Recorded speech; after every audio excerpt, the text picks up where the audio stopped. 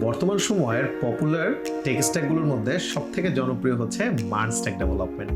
অনেকেরই শোনা যায় যে MERN Stack Development করে তারা ভালো জায়গায় কাজ করছে, ভালো ভালো কোম্পানিদের সাথে নিজেদেরকে কানেক্ট করতে পেরেছে। আপনিও যদি একজন MERN Stack ডেভেলপার হতে চান তাহলে আপনাকেও কিন্তু প্রপার গাইডলাইন ফলো করেই আগাতে হবে। আসলে আপনাকে জানতে হবে কেন আপনি শিখছেন, কিভাবে শিখতে পারেন এবং কোন স্টেপের পরে কোন স্টেপে আপনি যাবেন।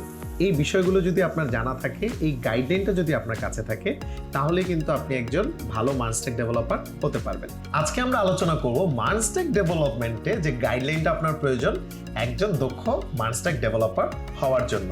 MERN Stack ডেভেলপমেন্টের এই কোর্সটিতে টোটাল 3টি বিষয় থাকে: ফ্রন্ট এন্ড, ব্যাক এন্ড এবং মোবাইল অ্যাপ্লিকেশন ডেভেলপমেন্ট। ফ্রন্ট এন্ডে কি থাকবে? MERN Stack ডেভেলপমেন্টের এই কোর্সে ফ্রন্ট এন্ডে প্রথম শুরু হয় ফিগমা দিয়ে। এখন প্রশ্ন হচ্ছে ফিগমা কেন? আপনি যখন প্রফেশনালি কাজ করবেন কোনো কোম্পানিতে, কাজের প্রসেসটা এমন হয় যে প্রথম ক্লায়েন্ট একটা রিকোয়ারমেন্ট দিবে, দেন এটার ফিগমা ডিজাইন হবে, তারপর এটা কোডে নেওয়া হবে। এখন কেন ফিগমা ডিজাইন আগে হয়? আপনি চিন্তা করেন, কোড করার পরে যখন একটা পুরো ওয়েবসাইট আপনি বানাবেন, তখন যদি ক্লায়েন্ট কোনো ডিজাইনের চেঞ্জ দেয়, এই চেঞ্জটা করতে কিন্তু অনেক বেশি কঠিন হয়ে পড়ে। এই জন্য প্রথমে ফিগমাতে করা হয়, চেঞ্জ দিলে ফিগমাতে করা হয়, এরপরে যখন এটা ক্লায়েন্ট ডান বলে দেয় বা ওকে ঠিক আছে বলে দেয়, তারপরে আমরা কোডে নিয়ে যাই এটাকে। আচ্ছা, সো কোডে নেওয়ার পর আমি হয়তো একটা ডিজাইন আমাকে দেওয়া হলো এবং আমি সেটাকে কোডে কনভার্ট করে ফেললাম। এই ক্ষেত্রে তো আমাকে কিছু টেকনোলজি বা কিছু টার্ম সম্পর্কে জানতে হবে। অবশ্যই। সেই বিষয়গুলো কি এবং কেন? ওকে, প্রথমেই ফিগমা শেষের পরে আমরা শিখবো HTML, যেটাকে মার্কডাউন ল্যাঙ্গুয়েজ বলা হয় বা মার্কআপ ল্যাঙ্গুয়েজ বলা হয়। সো মার্কআপ ল্যাঙ্গুয়েজ দিয়ে কি করে একটা ওয়েবসাইটের কোথায় ইমেজ হবে, কোথায় হেডিং হবে, কোথায় প্যারাগ্রাফ হবে, এগুলি সেট করা হয়। এগুলি সেট করার পরে ওগুলিকে তো ডিজাইন করতে হবে। এই ডিজাইন পার্টের জন্য আমরা শিখবো CSS, আর আমরা এখানে CSS এর লেটেস্ট ভার্সনটাই শিখবো, CSS3। CSS3 তে আমরা বিভিন্ন টাইপের অ্যানিমেশন দেখবো, যেমন আমরা মাঝে মাঝে দেখি কিছু বাটনে যদি আমরা মাউস নেই তাহলে সেই বাটনের কালার চেঞ্জ হচ্ছে অথবা বাটনটা একটু বড় হয়ে আসতেছে। এই কাজগুলি করবো আমরা CSS দিয়ে। শুধু তাই না, CSS দিয়ে কোনো টাইপের কোনো ফ্রেমওয়ার্ক ছাড়া একটা ওয়েবসাইটকে আপনি মোবাইল, ট্যাব, ল্যাপটপ, ডেস্কটপের জন্য রেসপন্সিভ কিভাবে করবেন সেই বিষয়টা আমরা দেখব। আচ্ছা, তার মানে হচ্ছে এই পোর্শনটাতে যখন একজন স্টুডেন্ট চলে আসবে তখন কিন্তু সে চাইলেই ছোট ছোট যে ওয়েব পেজগুলো আছে, যে ওয়েবসাইটগুলো আছে, সেগুলোকে খুব সহজেই সে বিল্ড আপ করতে পারবে। তো ইনিশিয়াল স্টেজে ফিগমা, HTML, CSS এর পর এখন যখন তার হাতে একটা ওয়েবসাইট চলে আসলো এবং যেটা মোটামুটি রেসপন্সিভ, এখন সে কোন স্টেপটাতে যাবে? এখন সে ফ্রেমওয়ার্কের স্টেপে যাবে। CSS এর কিছু ফ্রেমওয়ার্ক আছে, আপনি যদি সরাসরি CSS দিয়ে রেসপন্সিভ করেন সময়টা বেশি লাগবে। সো কিছু ফ্রেমওয়ার্ক যেমন বুটস্ট্র্যাপ, ম্যাটেরিয়াল, CSS, টেইলওয়েন্ড, এগুলি দিয়ে যদি আপনি রেসপন্সিভ করেন তাহলে কাজটা অনেক দ্রুত হয় এবং সহজ হয়। এই পোর্শনটা ডান করার পরে ওয়েবসাইটটাকে তো ইন্টারেক্টিভ বানাতে হবে, যেমন বাটনে ক্লিক করলে একটা পপ আপ আসতে পারে অথবা স্ক্রল করার সাথে সাথে কিছু অ্যানিমেশন হতে পারে। সেই জন্য আমরা ব্যবহার করব JavaScript। এবং JavaScript তো অনেক বড় জিনিস, একবারে শিখে শেষ করা যায় না। JavaScript আমরা ES6 এর পোর্শনটুকু শিখবো, ঠিক অতটুকু পোর্শন শিখবো যতটুকু প্রয়োজন হবে আমাদের React, Node.js এবং React Native শেখার জন্য। আচ্ছা, তার মানে হচ্ছে আমরা এখনো বেসিক জিনিসগুলোকে শিখতেছি। এবং কেন এটা শিখতেছি? কারণ ক্লায়েন্টের চাহিদার উপর বেস করে কিন্তু কিছু কাজ আসে যেটা খুবই বেসিক লেভেলের, তখন যাতে ওই জিনিসগুলোকে খুব ইজিলি কভার করা যায়। এবং আরো কিছু কাজ আছে যেটা হয়তো অ্যাডভান্স, তবে অ্যাডভান্স লেভেলের বিষয়গুলো তো পরবর্তীতে আসবে।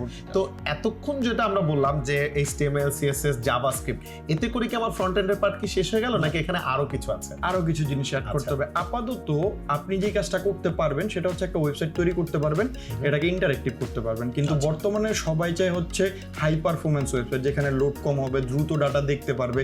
কারণ আপনি খেয়াল করবেন একটা ওয়েবসাইটে যাওয়ার পর লোডিং টাইম যদি বেশি হয় আপনি ওয়েবসাইটটা থেকে বের হয়ে আসেন। সো এইটা রিমুভ করতে হবে। আর এটা রিমুভ করার জন্য JavaScript এর একটা চমৎকার লাইব্রেরি রয়েছে, React.js। আচ্ছা, React.js ব্যবহার করে আমরা ওয়েবসাইটের পারফরমেন্সটা ইমপ্রুভ করার চেষ্টা করি। গ্রেট। তার মানে হচ্ছে যখন আমরা React.js শিখে ফেলবো তখন যে ওয়েবসাইটগুলোর রিকোয়ারমেন্টটা এমন থাকে যে আমার হাই পারফরমেন্স একটা ওয়েবসাইট দরকার এবং এটা হয়তো লোড অতটা নিবে না, হয়তো ক্লিক করলেই চলে আসবে, সেই ধরনের প্ল্যাটফর্মগুলো তাহলে আমাদের স্টুডেন্ট খুব সহজেই তখন করতে পারবে। এবং এই পর্যন্ত আসলে আমরা বলতে পারি যে ফ্রন্ট এন্ডের পার্টটা তাহলে তার জন্য ডান এবং সে যে কোনো ধরনের মডার্ন ওয়েবসাইট এবং বা যে কোনো ধরনের ফিচার ইন্টারেক্টিভ সে এখানে ইমপ্লিমেন্ট করতে পারবে। গ্রেট। এবার যেটা চলে আসে সেটা হচ্ছে ব্যাক এন্ড। ফ্রন্ট এন্ডের পরে কেন ব্যাক এন্ডটা দরকার? আমি যদি একটু ছোট উদাহরণ দিই, ফেসবুক আমরা যারা ব্যবহার করি আমরা কিন্তু বিভিন্ন ধরনের স্ট্যাটাস দিই। এই যে ফেসবুকের যে চেহারাটা, এটা হচ্ছে ফ্রন্ট এন্ড। কিন্তু এই যে স্ট্যাটাসটা কার কাছে যাবে, কিভাবে যাবে, এই পেছনের প্রসেসিংটাই হচ্ছে ব্যাকএন্ড।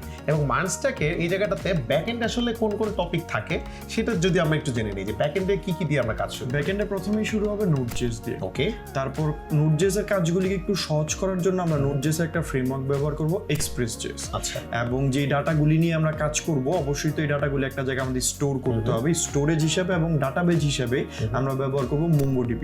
এই কয়েকটা জিনিস একসাথে করে আমরা তৈরি করব এপিআই।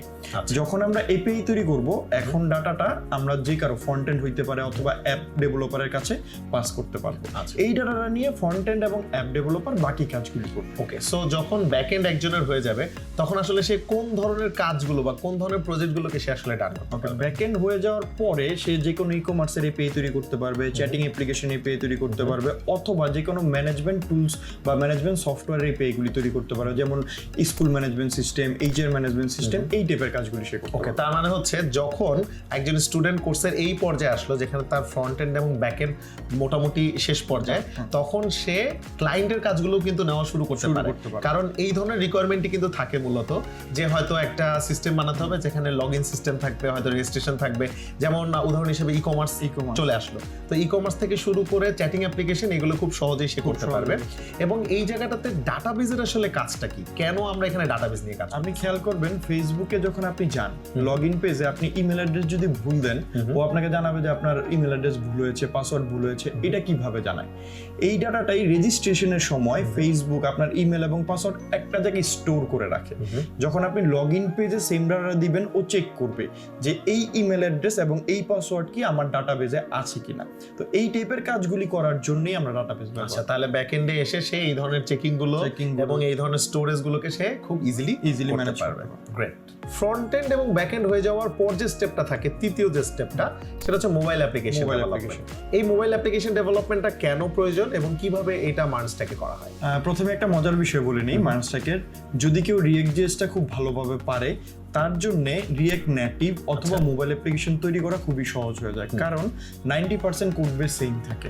শুধু এখানে এসে ইউআইটা কিভাবে চেঞ্জ করতে হয় বা নোটিফিকেশনের যে কাজগুলি আছে, মোবাইল ডিভাইস কিভাবে অ্যাক্সেস করতে হয়, এগুলি নতুন করে আমাদের শিখতে হবে। সো মোবাইল অ্যাপ্লিকেশনের মধ্যে আমরা যে মেইন কাজটা করব সেটা হচ্ছে ডিজাইন।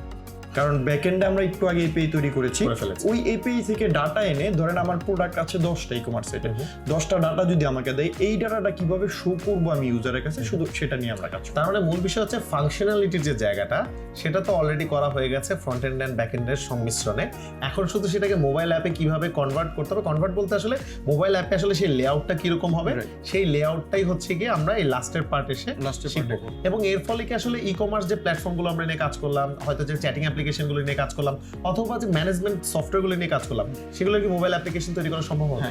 একদম স্মুথ ভাবে রান। ওকে, তার মানে কোনো ক্লায়েন্ট যদি এই ধরনের রিকোয়ারমেন্ট দেয় যে আমার হয়তো এরকম একটা ই কমার্স প্ল্যাটফর্ম লাগবে, তার সাথে সাথে আমার কিন্তু মোবাইল অ্যাপটাও লাগবে, তখন আমরা MERN স্ট্যাকের হেল্প নিয়ে খুব সহজেই ফ্রন্ট এন্ড ব্যাক এন্ড এবং মোবাইল অ্যাপ্লিকেশন তৈরি করতে পারি। শুধু তাই না, কোনো ক্লায়েন্ট যদি এটা বলে যে আমার মোবাইল অ্যাপ লাগবে এবং ওয়েবের ব্যাক এন্ড লাগবে, সেই কাজটা আপনি করতে পারবেন। আচ্ছা, তাহলে আমরা জেনে নিলাম MERN স্ট্যাক ডেভেলপমেন্টে ফ্রন্ট এন্ড ব্যাক এন্ড এবং মোবাইল অ্যাপ্লিকেশন ডেভেলপমেন্টে কোন কোন বিষয়ের জিনিসগুলো আমরা শিখব। এবং এই গাইডলাইনটি ফলো করলেই কিন্তু আপনারা নিজেকে একজন দক্ষ MERN স্ট্যাক ডেভেলপার হিসেবে তৈরি করতে পারবেন। আমাদের এই কোর্সে আমরা এই গাইডলাইনগুলো ফলো করেই কিন্তু স্টুডেন্টদেরকে শুরু থেকে শেষ পর্যন্ত শিখিয়ে থাকি।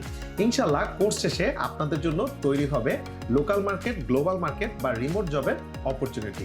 আপনাদের সবার জন্য থাকলো শুভকামনা।